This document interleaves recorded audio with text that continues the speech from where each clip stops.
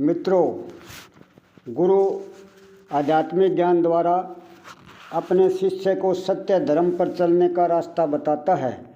शिष्य गुरु के बताए सत्य मार्ग पर चलकर अपने जीवन को कल्याणकारी व सार्थक बना लेता है तथा अविद्या व कर्म बंधन से छूटकर मोक्ष की प्राप्ति कर लेता है। इसलिए गुरु शिष्य के लिए पूजनीय होता है। सत्य धर्म से परिपूर्ण गुरु का हमेशा आदर करें। लेकिन अगर शिष्य गुरु के बताए मार्ग पर नहीं चलता तो गुरु उसे कभी भी भवसागर पार नहीं कर सकता।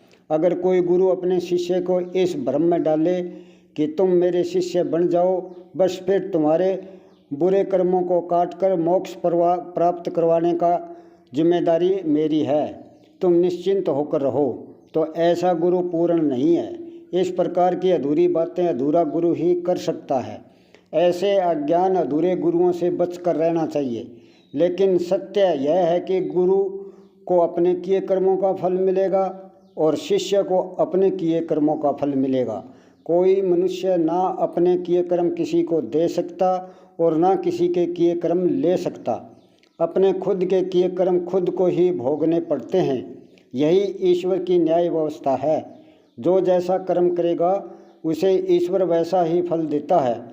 अगर ईश्वर किसी मनुष्य द्वारा किए कर्मों का फल दूसरे मनुष्य को बिना किए देगा तो वह न्यायकारी नहीं रहेगा।